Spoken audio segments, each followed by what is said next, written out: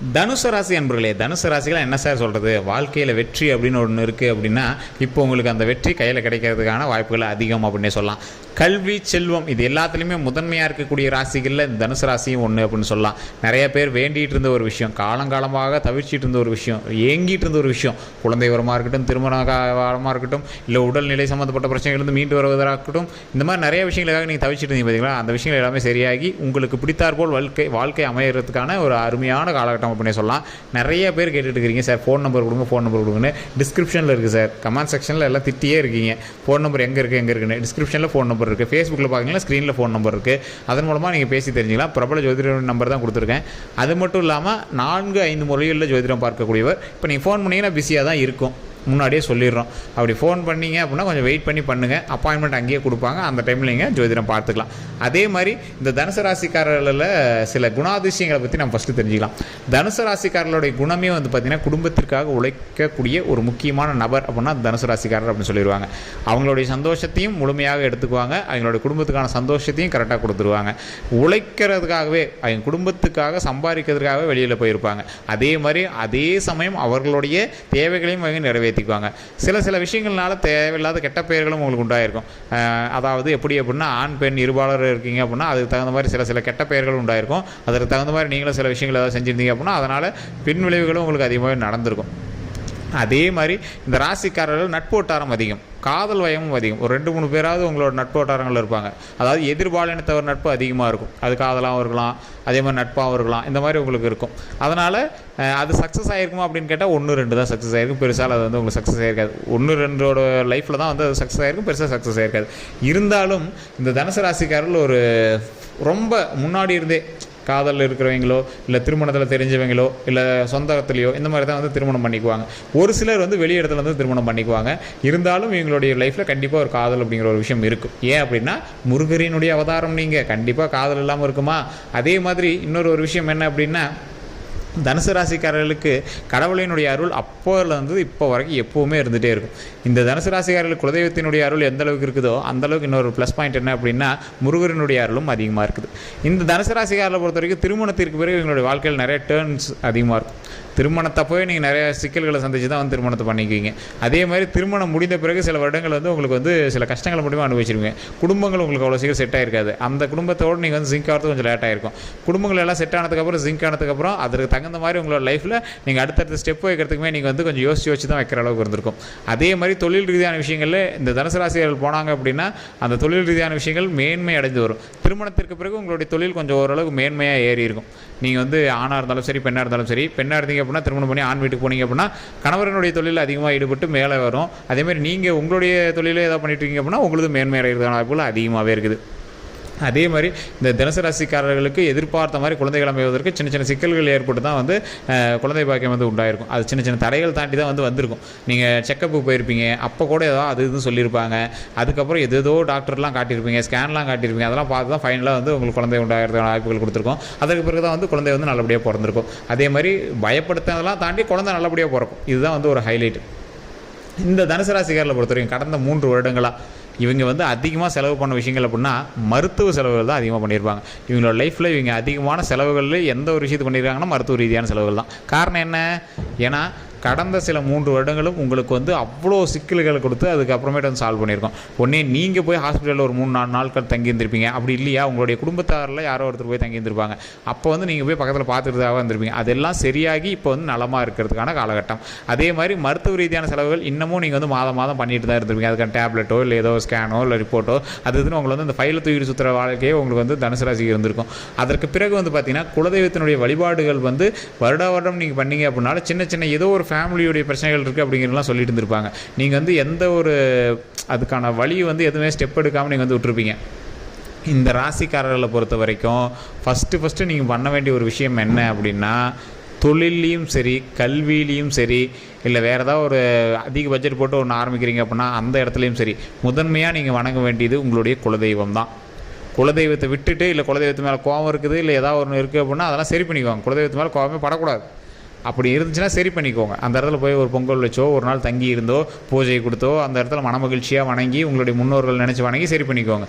முன்னாடி உங்களுடைய குடும்பத்திற்கு உங்களுடைய ஜாதகத்தின்படி முன்னோர்கள் சாபம் ஏதாவது இருக்கா அப்படின்னு ஒரு டைம் ஜாதகத்தை பார்த்து தெரிஞ்சுக்கோங்க. அதை தெரிஞ்சுக்கிட்டு அடுத்த ஸ்டெப் எடுத்து வைங்க. உங்களுக்கு எடுத்ததெல்லாம் தடங்களாக இருக்குது சார் அப்படின்னா கண்டிப்பாக முன்னோரினுடைய சாபம் பொறுப்புறதுக்கான வாய்ப்புகள் இருந்தாலும் இருக்கும். அதனால் அந்த சாபத்துலேருந்து நீங்கள் வந்து விலகிக்கணும். அதுலேருந்து ஒரு முக்கியமான விஷயம் என்ன அப்படின்னா, இதில் மெயினாக நீங்கள் தெரிஞ்சுக்க வேண்டிய விஷயம், திருமண தடையோ இல்லை குழந்தைகளுக்கான பிரச்சனைகளோ, உங்களுக்கு குழந்தை வராமல் இருக்கோ, அந்த மாதிரி விஷயங்கள்லாம் இருக்குது அப்படின்னா கண்டிப்பாக உங்களுக்கு முன்னோர்களினுடைய சின்ன சின்ன விஷயங்கள் ஏதோ இருக்குது அப்படின்னு தான் அர்த்தம். அதை வந்து நீங்கள் சரி பண்ணிட்டீங்கன்னா ஆட்டோமேட்டிக்காக நன்மைகள் நடக்கும். இந்த ராசிக்காரர்களுக்கு தொழில் ரீதியான விஷயங்களில் கொஞ்சம் தற்போதைய நிலைமையில் கவனம் தேவை. நிறைய பேர் ஒர்க் ஃப்ரம் ஹோமாக இருப்பீங்க, ஐடி ஃபீல்டில் இருப்பீங்க, கம்பெனியில் இருப்பீங்க, நிறைய பேர் சுயதொழில் பண்ணிகிட்டு இருப்பீங்க. சுயதொழில் பண்ணுறவங்களாம் தொழிலில் கொஞ்சம் கவனம் தேவை. இந்த டிசம்பர் வரைக்கும் பார்த்திங்கன்னா ஒரு அருமையான காலகட்டம் தான்.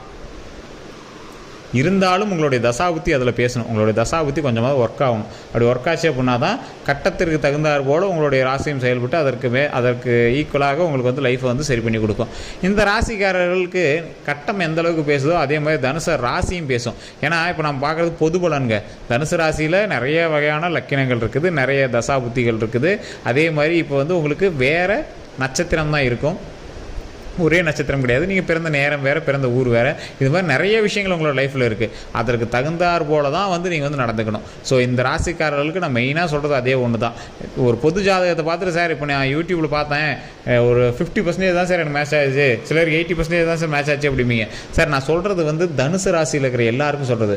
120 கோடி பேர், 130 140 கோடி பேர் இருக்கக்கூடிய இந்தியாவில் இந்த தனுசு ராசிக்காரில் எப்படியும் ஒரு 12-15 கோடி பேர் இருப்பான்.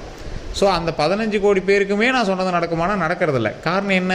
அதில் இருக்கிறவங்களுக்கு ஒரு 80% கண்டிப்பாக நடந்திருக்கும். ஏன் அப்படின்னா அந்த 80% ஆளுங்க வேறு வேறு வயதுடையவர்கள், வேறு வேறு கிரக அமைப்பில் பிறந்தவர்கள், வேறு வேறு தசாபுத்தி இருக்கக்கூடியவர்கள், வேறு வேறு நட்சத்திரங்கள் இருக்கக்கூடியவர்கள், வேறு வேறு லொக்கேஷனில் பிறந்தவர்கள், வேறு வேறு ராசிகளோடு பிரயாணிக்கக்கூடியவர்கள். ஆனால் எது காமன்?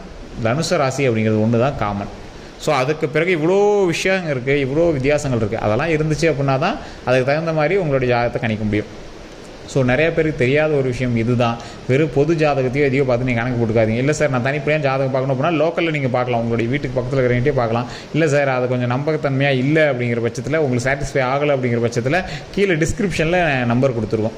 பிரபல ஜோதிடர் நம்பர் தான் கொடுத்துருக்காங்க. கிட்டத்தட்ட 5 to 6 லாங்குவேஜில் இவர் வந்து ஜோதிடம் பார்ப்பார். 5 ஸ்டேட்டுக்கு வந்து இவர் ஜோதிடம் பார்த்து கொடுத்துருக்காரு. நிறைய விஐபிஸ்க்கும் பொலிட்டிஷியன்ஸ்க்கும் ஆக்டர்ஸ்க்கும் தான் பார்த்துட்ருக்காரு. ஸோ எப்பயாவது நீங்கள் பண்ணிங்க அப்படின்னா சில நேரத்தில் பிஸியாக தான் இருக்கும். பிஸியாக இருந்துச்சு அப்படின்னா கொஞ்சம் வெயிட் பண்ணி நீங்கள் பண்ணுங்கள். அப்பாயின்மெண்ட் கண்டிப்பாக கொடுப்பாங்க.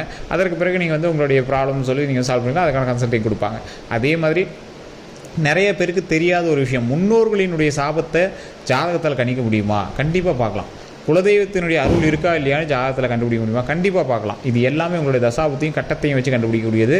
அதே மாதிரி உங்களுடைய ராசியினுடைய பிறப்பு கட்ட லக்கினத்தை வச்சு கண்டுபிடிக்கக்கூடியதாக இருக்கும்.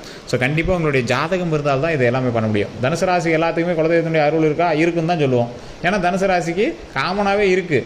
ஆனால் அதில் எந்த அளவுக்கு உங்களுக்கு அமைஞ்சிருக்கு, என்ன தசாபுத்தியில் நீங்கள் இருக்கீங்க, உங்களுக்கு இப்போ குலதெய்வத்தினுடைய அருள் எந்த அளவுக்கு இருக்குது அப்படிங்கிறதெல்லாம் ஓவராலாக கணக்கு போடணும் அப்படின்னா கண்டிப்பாக உங்களுடைய ஜாதகம் தேவைப்படும். அதுக்கு உங்களுடைய பிறந்த நேரம், பிறந்த ஊர், பிறந்த தேதி இருந்துச்சு அப்படின்னா போதுமானது.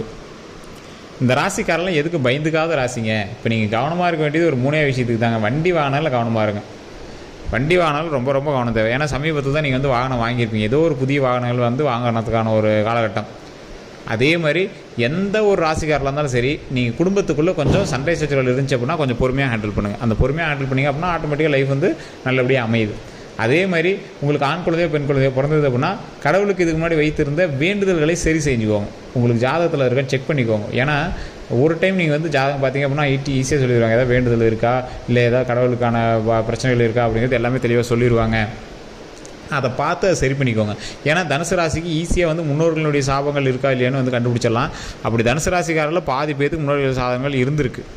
நீங்கள் தெளிவாக ஜாதகம் பார்த்து அதை கிளியர் பண்ணிக்கோங்க. அதை கிளியர் பண்ணிவிட்டு அப்படி இருக்குது அப்படிங்கிற பட்சத்தில் சின்ன சின்ன பரிகாரங்கள் தான் இருக்கும். என்ன சார் பரிகாரம் அப்படின்னு கேட்டிங்கன்னா, யாராவது ஒரு பெண்ணுக்கு வந்து உங்களுடைய குடும்பத்தில் ஏதாவது பிரச்சனைகள் ஏற்பட்டிருந்தது அப்படின்னா, யாராவது ஒரு வயசான பெண்ணுக்கோ இல்லை யாராவது ஒரு அந்த வயதுடைய பெண்களுக்கோ நீங்கள் வந்து ஒரு சாரியோ இல்லை ஏதாவது ஒரு துணியோ பூவோ பொட்டோ இந்த மாதிரி ஏதாவது விஷயங்கள் வச்சு அவங்ககிட்ட ஆசீர்வாதம் வாங்கிக்கலாம். அதை வாங்கி மறுபடியும் இது பண்ணோம்னா ரொம்பவே நல்லது. ஸோ இதுமாதிரி பண்ணலாம். உணவளிக்கலாம். யாராவது ஒரு வயசானவங்களுக்கோ பெண்களுக்கோ யாருக்கோ ஒருத்தர் வயசானவங்க குழந்தைங்கள்லாம் இருக்காங்களா, அவங்களாம் உணவளிக்கலாம். உணவளிப்பதன் மூலமாக பல பாவங்கள் நீங்கி நல்ல சக்திகள் நல்ல விஷயங்கள் வந்து கிடைக்கும். அதே மாதிரி பாவங்கள் நிவர்த்தி ஆகும், நன்மைகள் பெருகும், புண்ணியங்கள் பெருகும். ஸோ இந்த விஷயங்கள் எல்லாமே இந்த மாதிரி விஷயத்தினாலே சரி பண்ணிக்கலாம். இதுதான் பரிகாரம் அப்படின்னு சொல்லுறது. ரொம்ப இது பணம் வாங்கிட்டு பரிகாரம் அதெல்லாம் எதுவுமே கிடையாது.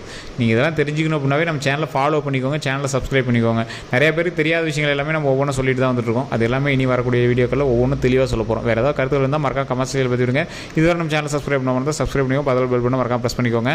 அதே மாதிரி இன்னொன்று தெளிவாக சொல்கிறேன், அந்த பெல் பட்டன் ப்ரெஸ் பண்ணி அதில் ஆல் அப்படின்னு கிளிக் பண்ணிக்கோங்க. ஃபேஸ்புக்கில் பார்த்துட்டிங்கன்னா ஃபாலோ பண்ணிக்கோங்க. கருத்துக்கள் இருந்தது அப்படின்னா டிஸ்கிரிப்ஷனில் இருக்கிற நம்பரில் ஃபோன் பண்ணி பேசி தெரிஞ்சுக்கோங்க. நான் சொன்னது உண்மை அப்படின்னா உண்மைன்னு கமெண்ட் செக்ஷனில் டைப் பண்ணுங்கள். எல்லோருக்கும் நன்றி நண்பர்களே.